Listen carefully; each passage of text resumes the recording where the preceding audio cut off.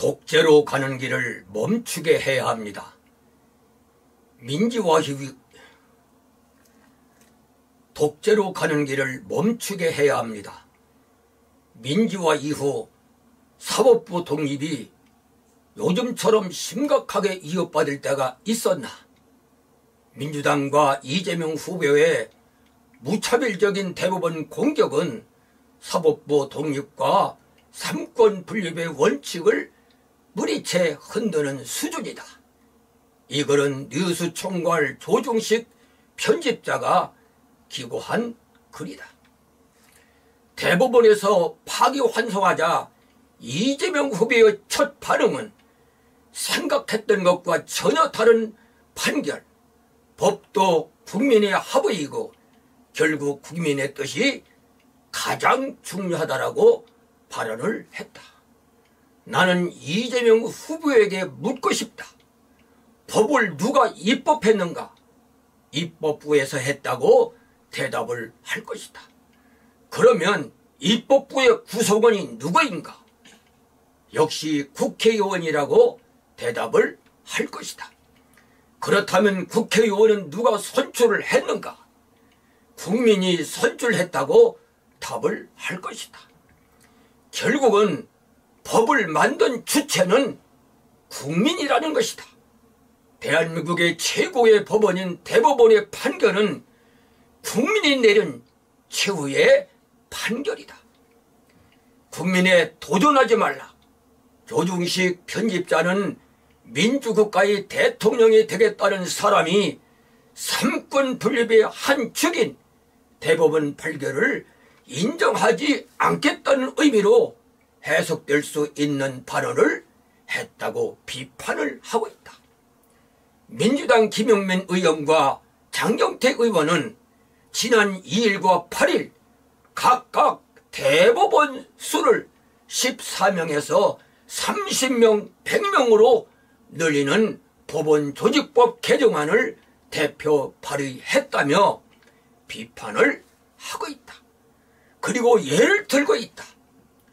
차베스의 바네수엘라나 오르만 정권의 헝가리, 카친스키가 마쿠 독재자로 군립했던 폴란드에서 벌어졌던 일과 너무나 똑같다며 남미 좌파 독재 정권, 동구 권위주의 정권이 어떻게 사법부를 꼭두각시로 만들었는지 공부를 하지 않았나 의심이 될 정도라고 비판을 하고 있다. 그러면서 차베스 정권은 2004년 20명이었던 대법관을 32명으로 늘렸다. 그리고 12명을 모두 충견으로 채웠고 이후 2013년 차베스가 사망할 때까지 대법관 판결 4만 5천여 건 중 정권에 바라는 것은 단 한 건도 없었다는 연구 결과가 있다고 지적을 했다. 또한 오르반 정권도 2011년 11명이었던 헌법재판관을 15명으로 늘리고 야당 동의 없이 재판관을 임명하면서 헌재는 정부에 유리한 판결을 하면서 쏟아냈다고 적시를 하고 있다. 전 노무현 대통령의 말을 더불어 민주당에 전하고 싶다. 정치도 선거도 법 위에 있지 않다.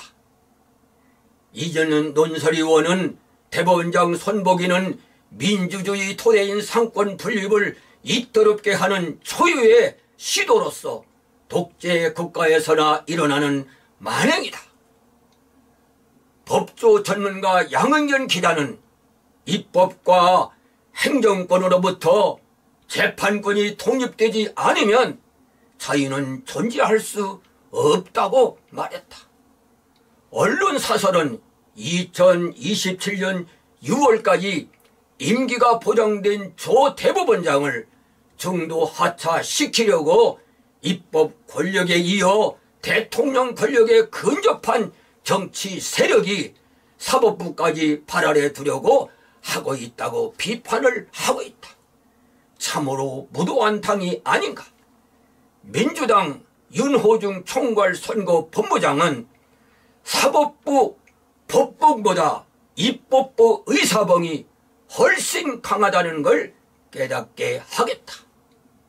이는 입법부의 권력으로 사법부를 지배하겠다는 의도가 아닌가? 노골적으로 상권 분립을 파기하겠다는 선언이 아닌가?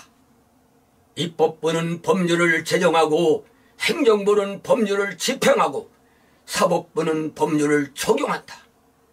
그런데 법률을 제정한 입법부가 자기들 마음대로 법률을 적용하겠다는 것이 아닌가? 입법, 행정사법이 서로 견제와 균형을 통해서 나라와 국민들을 편안하게 하는 것이 자유민주주의의 기본이다. 그런데 총괄 본부장이라는 사람이 상권 분립을 부정하듯 사법부의 법봉보다 입법부의 의사봉이 훨씬 강하다는 걸 깨닫게 하겠단다. 국민 여러분, 대한민국의 독재의 길로 가기를 원하십니까? 자유민주주의를 지켜내겠다는 의지가 강하시다면 상권 분립을 파괴하려는 어떤 세력도 용납을 해서는 안 됩니다. 이재명 후보는 정치 보복 없애겠다고 유세에서 공언을 하고 있습니다.